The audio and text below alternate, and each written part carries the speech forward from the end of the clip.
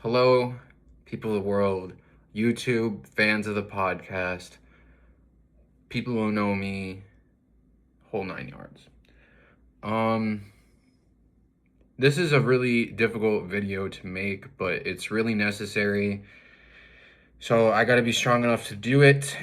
It's really hard for me to talk about this, but the conversation needs to happen. I feel like I can't withhold information that other people might be interested in, so I'm gonna dive right into it.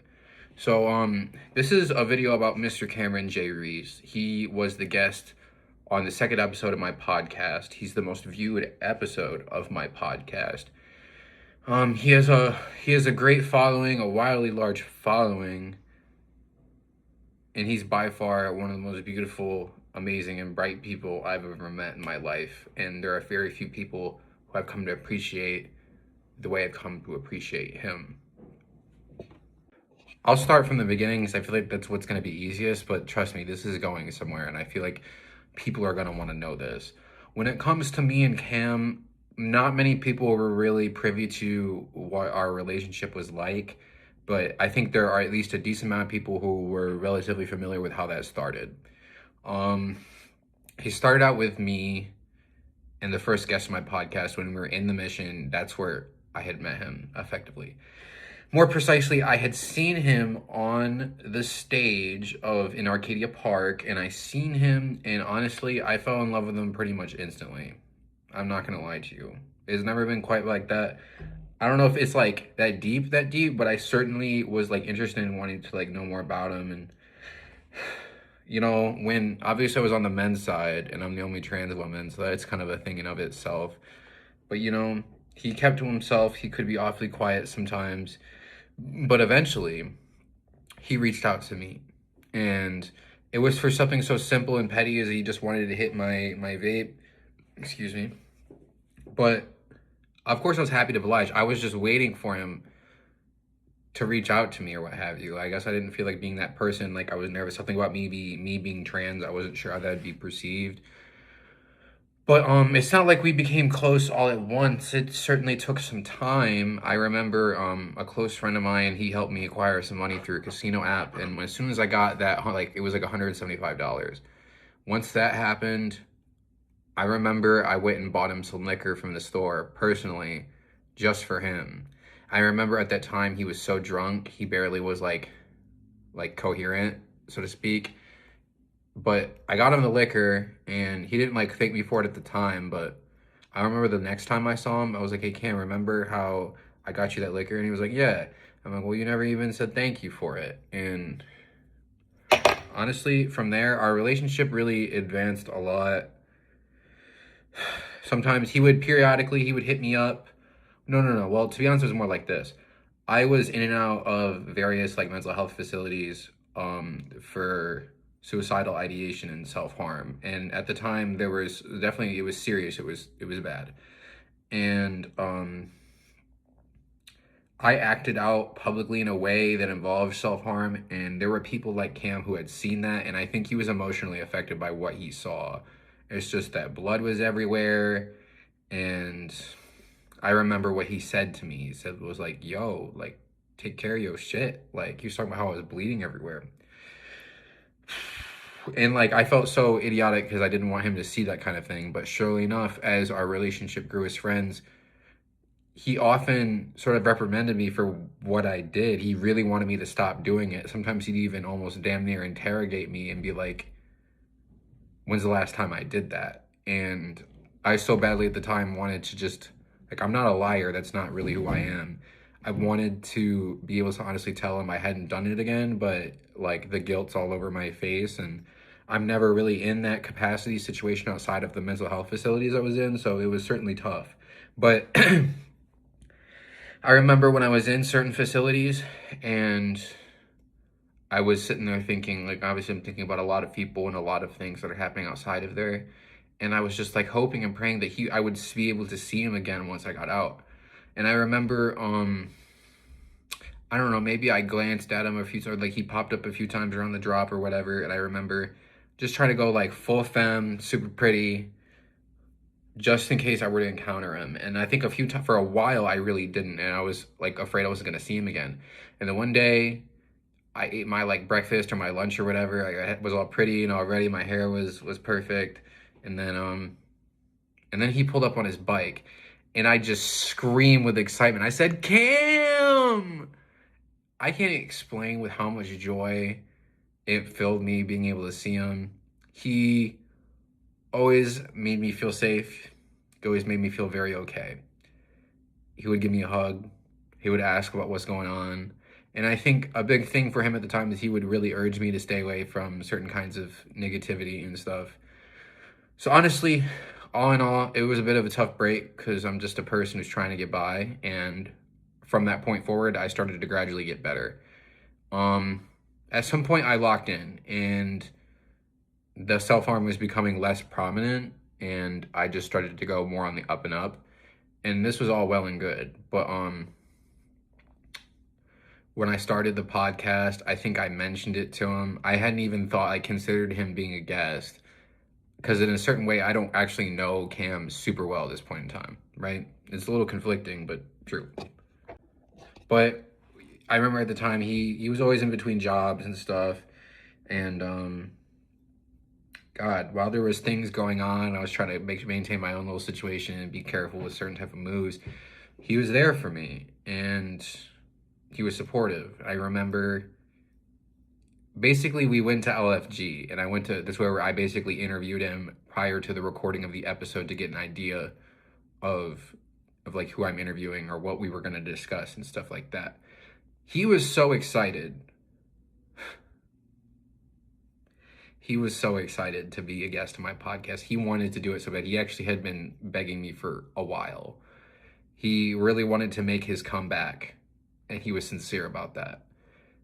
I loved the way when this happened, he would open up to me. He was opening up to me gradually more and more, and he confided in me, and he told me that essentially he felt like being around me calmed his social anxiety, and he felt like he could be more like himself.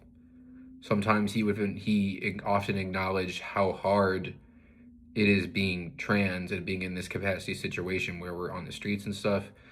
Because there's lots of people who might want to harass me or talk shit about me, or I just face scrutiny everywhere I go just because I'm trans, because of the way I look. I never even did anything to anyone, but that's still the case. He was nice, and I loved him to death. I didn't care what flaws he had. I loved him anyways. I knew a lot of people like kind of warned me about his alcoholism, but to be honest with you, I wasn't really all that concerned, and I loved him anyway the way he was. Perhaps there were signs. I think those signs became more readily apparent sometime much later after that episode was recorded. I think the episode speaks for itself. I think he wanted to, he didn't want anyone to become convinced that we were basically anything more than friends. And I think at the time that was effectively true. I think, but it's just different because he was aware effectively about how I felt about him. He knew I was like serious about that. I mean, it's to be seen in how excited I am anytime he was around. So he definitely asked me to not, really like reveal that angle. He wanted to keep things very professional. That was really his only request, but effectively he isn't here anymore, so it's my story to tell, and I'm not here to expose him or anything, but I'll just continue the story. So I got an apartment back in the beginning of March, or scratch it, I think it was the beginning of March or April, I don't know, it gets a little lost on me. But there was a lot going on at the time, and effectively, you know, I got down to business, was trying to focus my own little situation, and eventually he started coming around, and it was really nice. He definitely would spend a pretty decent amount of time here, but I would say for the most part, it just turned into this thing where he often would just show up at my place drunk, sometimes really late at night, and I don't know, I take my meds at night, my sleep meds, because I have insomniac symptoms, and you know, it was just always sometimes at really inconvenient times, and sometimes he would show up unannounced. And this wasn't a consistent thing. Often he would just come here, he would hang out, and then later he would dip. But this pattern was one I was trying my best to accommodate, but the nature of the situation was I was kind of just juggling a lot all at the same time. And it has to do with me and my investment or my priority in others. Cam had all of the emotional space in my heart possible. There was no fulfilling connections for me the way I had with Cam. So he was a priority. It's just that things got muddled, and I'm focused on helping other people too, and it's a very conflicting kind of situation. But I tried my best just to let him know that I loved him to death, and he always had a place here. And he often mentioned that he felt most comfortable when he was in my home, like he could be himself. But it did lead to something of a conflicting situation regarding his alcoholism. It's been roughly about a week since he passed, and there's nothing about it that sits right with me. I cry often. I miss him a lot. And in general, I'm having a pretty tough time kind of just existing. It can be kind of hard to be pretty consistently present in the moment. I got hit with a lot of shock. But to continue the story, that pattern of his of basically just showing up drunk late at night and stuff, it was very alarming one day when I heard a knock at my door, very random, kind of late at night, and I wasn't expecting anyone. I check my peephole, and all I see is Cameron with his head in front of my peephole, and he's got his head down like this with his dreads in front of his face. And he's got his bike, of course. And I open the door, and his whole face is bleeding. He wears braces, and his mouth had like dry blood like everywhere. He had serious cuts on his face. The whole 9 yards. He was bleeding everywhere, open wounds, serious shit.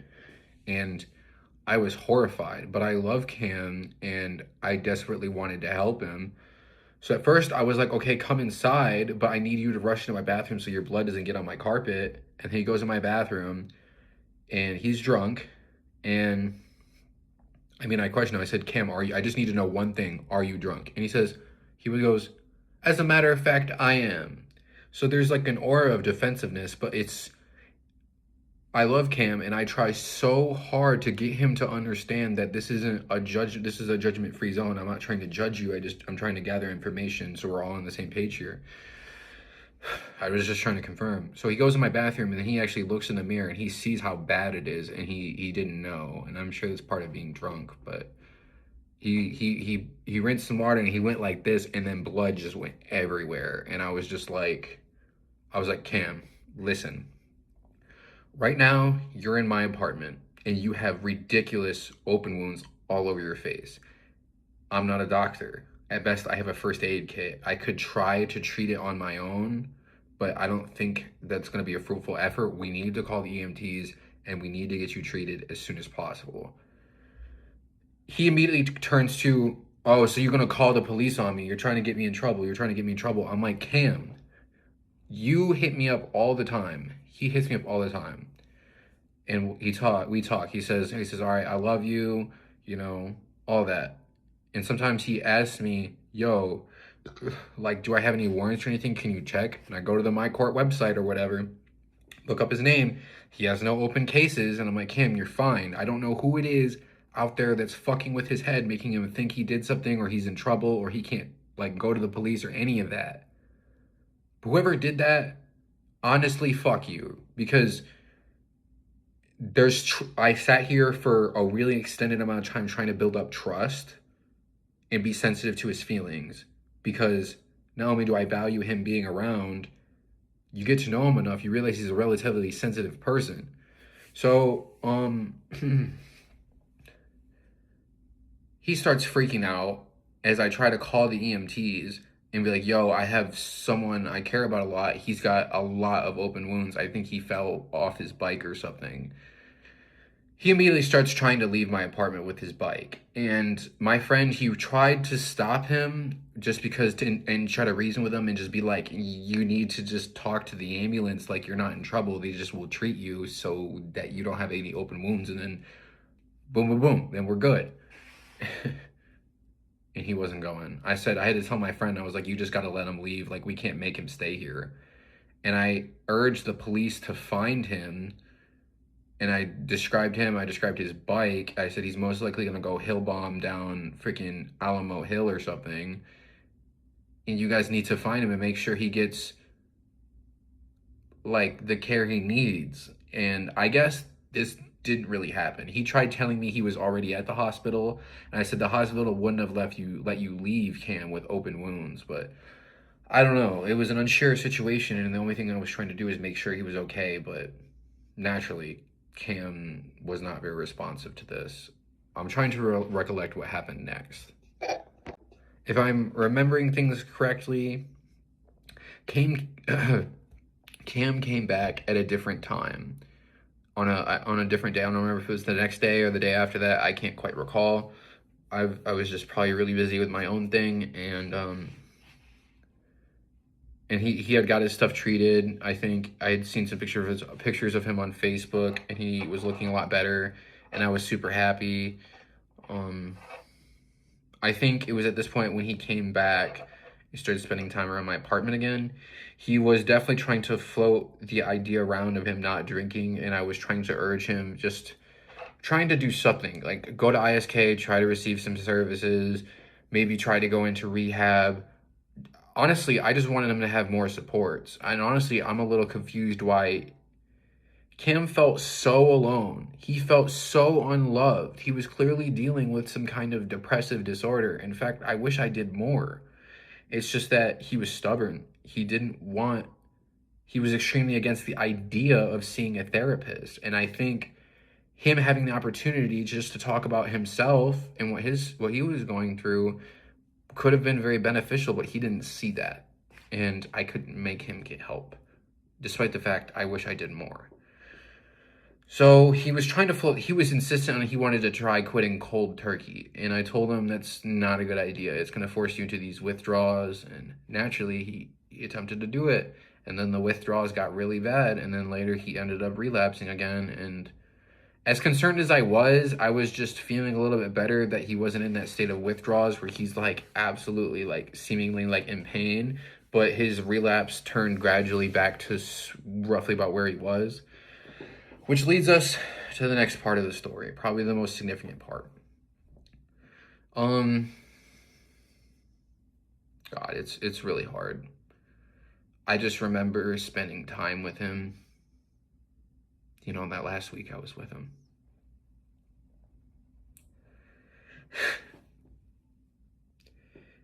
He's so giving. He's always trying to look out for other people and trying to show his love for other people. But Cam was actively... Okay, let me try this a little better. The best way I can explain this is we had been spending a bunch of time downtown. I think we were hanging out. I think he was drunk or he was drinking, and you know, I was skating around. He was on his bike, and then I just noticed that sometimes we would be going in a direction, he would kind of divvy off and he would go in a different direction on a different street. And then I would be like kind of confused, not sure when I was going to see him again. But he was in his own world. He was a little more like disconnected, and it was hard to see. And so we're coming back to my apartment, and when he sees a liquor store, he just naturally thinks that means he he must be out of liquor. And there was definitely a little bit of that going around. He was drinking. It's always the 99 watermelon. I'd tell him I don't know how he drinks that shit. He was asking me to take a shot, and I would be able to take like the smallest sip, and I'd be like, ugh. If it was brown liquor, I'd at least be able to, you know, it's just me. There's this house by my apartment, and he would stop in front of it, and he would talk about how he grew up here. And I think for Cam, I've seen him genuinely grieve in the moment, in real time, about people he's lost. And that grief is real, and I didn't know how to assist him with that. He was already dealing with it. He was dealing with it by drinking. And later, we're at my apartment. And this is the crucial part, everyone. This is the reason why this video is happening. I'm sorry it took me a second to lead here. I just want to try to build up the significance. So, I'm in my apartment. I'm just kind of chilling out. I'm actually with another individual who was basically hanging out in my apartment. A girl.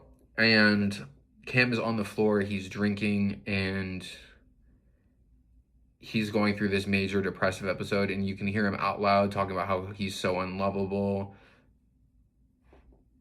And then he starts saying, I want to kill myself. And this is exactly where shit was serious. It was at this point things stopped being a joke, and I felt like I really needed to take this situation seriously. Cam knows about my struggles, and it's not that I'm afraid of him triggering me. I'm afraid that I made it clear to him quite some time ago he's not allowed to say that in my apartment. That has to do with, I don't know. I'm sorry. I just can't even explain it in the moment like I could then. I feel like such an idiot now. I mean, those words are just prohibited in my apartment. Well, it's not that they're prohibited. It's if you say it, that means I got to make some calls and we got to get you help, because there's no reason why I'm put in that capacity situation and I'm basically forced to get help. And then I had to fight through such a severity of issues. And essentially, I'm not going to allow anyone else to basically carry on that way and not get help. But now I'm forced to consider that maybe I handled the situation incorrectly, because I told Cam to stop saying that, and he kept saying that. And I think I missed just how much pain he was in and just how depressed he was. And I told him, I was like, Cam, don't make me do this. Like, please don't make me have to call the police, ask them to perform a wellness check on you in the interest of you having to do something about the suicidal ideation situation. I tried to talk to him, and he was just like, it was the same situation. Oh, you're going to try to get me in trouble? And I'm like, Cam, you haven't done anything wrong. You didn't do anything. We just need to get you help because the situation is serious and it's getting out of hand. And I love you, Cam. I don't want anything to happen to you. So, he left because I called the police. And I called the police. My friend is threatening suicide, and he's most likely going down Alamo Avenue. He's probably on his BMX bike on Douglas. I prayed to God the police would just fucking find him, and conduct this wellness check. And in my head, I'm thinking they're going to ask him if he's like making those kinds of threats or having that kind of those thoughts. And I was positive he was just going to tell them no, and we're going to be back at square one. That's what I sort of imagined, and I felt pretty useless. I regret not putting on the suit, going out there and finding him, but I was convinced with him being on a bike, it wasn't going to be that easy. And I had no idea where he might go. And he didn't have a phone on him either, so I had no way to contact him. So the interesting thing was later that night, he showed up again. He came to my door, and I had some friends that were sleeping overnight, and I was on one. I closed my front door instead of just letting him in. And I had to have a serious conversation with him about everything, about the whole situation. And he was just very intent of, I just really want to go to sleep. Like, please don't make me sleep on the streets.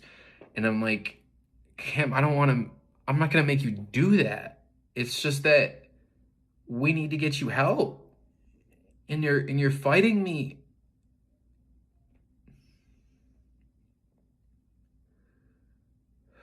So that night, I let him in, of course, because I wasn't going to just cast him away. I'm not that person. I refuse to do that. It's just, if there wasn't anyone around me and there wasn't some way him being drunk could potentially negatively affect anyone else. I mean, petty squabbles, but still, I'm trying to be fair to other people, even though I love Cam and I have all the emotional space for him. And I technically have the physical space in my room. So naturally, he sleeps in a spot on the floor, and instead of going to sleep, he kind of talks to himself, and he really talks negatively about himself. And it was concerning. So naturally, I pulled out one of my hydroxyzine, my anti-anxiety meds, and sometimes he periodically asked me for it. He said he sort of was like, I just want that thing that makes me feel better or whatever. And I'm like, I'd explain to him like it just has a slight sedating effect, so it's gonna naturally make you less anxious and more tired. And naturally, he would go to sleep after taking it, and everything was fine. Um, I had no idea that was the last night I was gonna truly be able to spend with Cam, if you want to call it that. At the time when he showed up, I had already taken my meds, so I wasn't very into it. I was a little like it's extremely groggy, and my motor function and eyesight starts to get a little funky. So this is sort of the serious part I'm trying to indicate towards. The following morning, Cam was still sleeping on my floor, and generally what I have to do is my sleep meds, I kind of need them to wear off in the morning so I can get going. I got to start to make breakfast so I can take my morning meds. I have to basically, like, I'm required to follow this process because I can't take my meds without food. So every time I go to sleep and every time I wake up, I have to follow this routine and then go about my day. So as I'm attempting to do that, someone else who was in my apartment decided to really just speak on some shit that wasn't theirs to speak on. They were aware of the things that he was saying before the previous night that made me call the police on him. And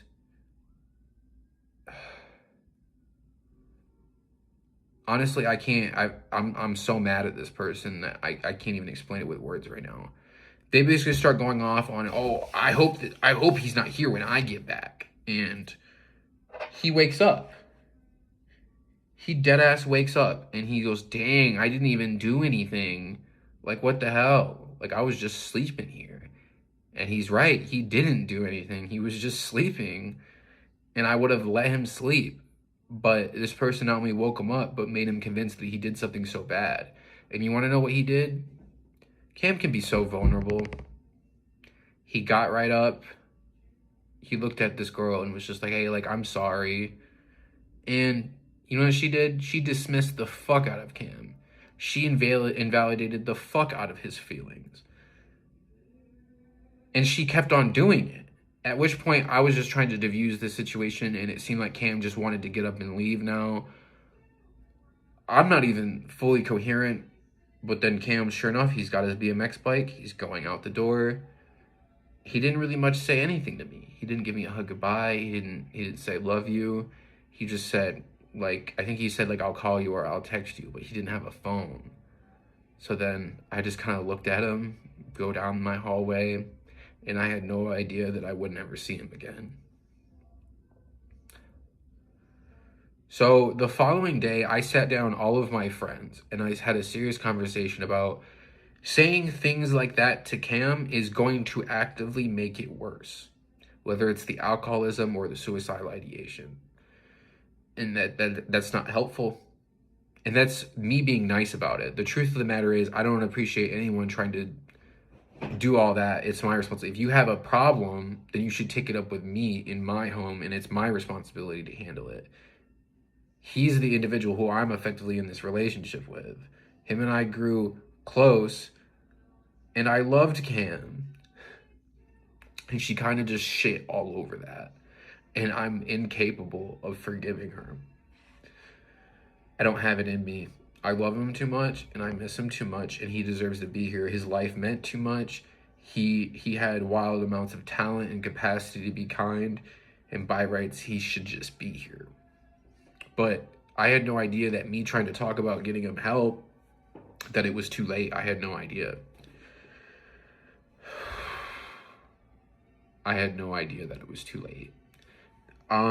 Obviously I have no way to contact Cam, so while I was intending to gather people together to try to that care about Cam to convene some kind of intervention to just try to get through to him, because the truth of the matter is this: Cam has this problem, right? But the truth is, the only to what I gather, the only individual that's might be capable of truly getting through to him, it might be me. and a select few other people in the immediate circle that's willing to care enough. I don't know what people out there might have responded negatively, or just really got on his ass because he did something or said something. I don't know, but I think those things really compelled him to pull away, to distance himself. It was something he often did, and I never liked that. I hated that. I hated it so much. The next couple of days that I spent basically focusing on me. It was roughly about this point in time that a lot of things kind of, if you want to call it a lot of things were falling into place and things were starting to go right for me. They were already going just fine, but they really started to go in a really intent and positive direction, you know?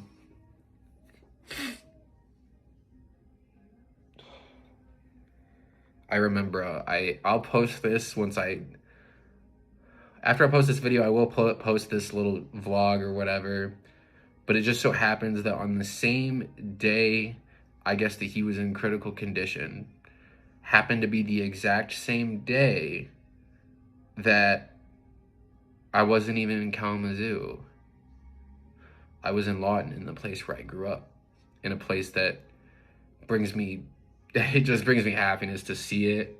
It's stupid, it's silly, it's pointless, it's meaningless, and it's just nostalgia. But walking around that neighborhood, around that Rocket football field, and the place where I grew up, and I know things have changed a little bit, but I sat down in Big T and I had a beer at this bar like a big kid, unlike my 12-year-old self, you know?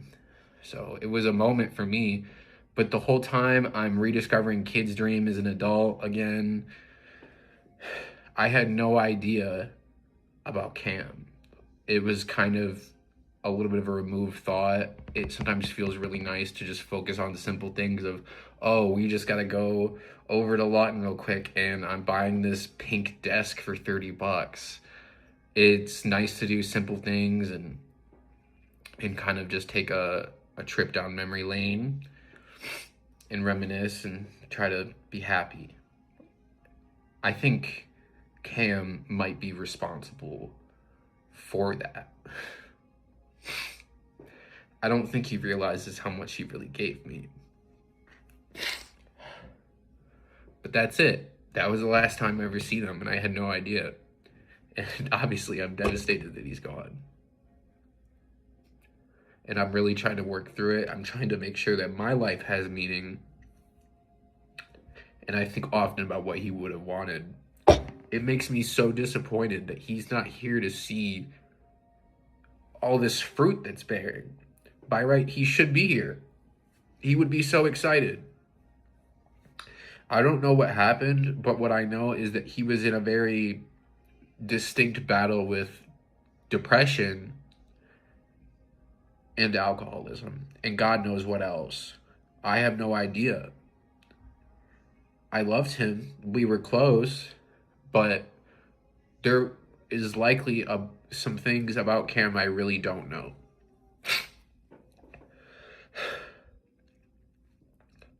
I'm not a medical professional. I'm not a social worker.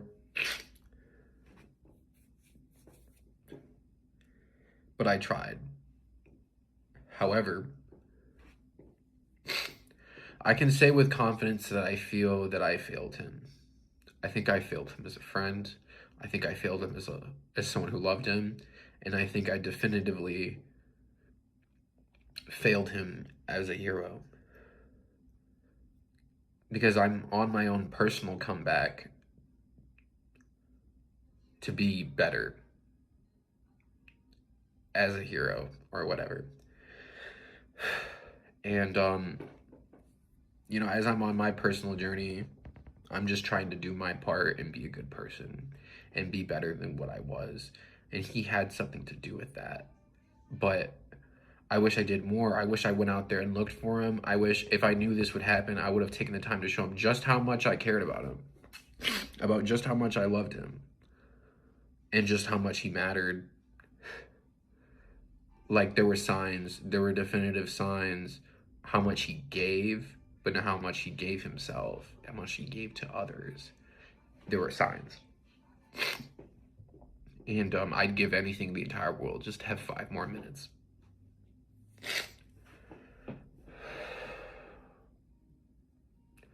That essentially is this. I'm not sure if I have a whole lot more to say. I'm sure everyone can gather how I feel right now. I think the big thing here is everything that happens next, it's for him, because he wanted me to lock in. I said it in the podcast. He wanted me to lock in. So now we're locking in for real. Now I'm playing no games, and I'm about to be on one, and I think everyone's about to see what I'm about here soon, the new me. And I'm excited to show that. Following this being posted, there's going to be other things. We're going to be doing more talks with Carlota just about specific things I want to basically smooth over. But for now, this is this. I think people deserve to know this story from my perspective, because I don't think many people knew. Cameron, I never, not once have I known him to really talk about the nature of my relationship with him to basically anyone. And I don't know. I'm sorry. Now my thoughts are swirling now. I wanted other people to know that I hold guilt too, and I wish I did something different. Like I should have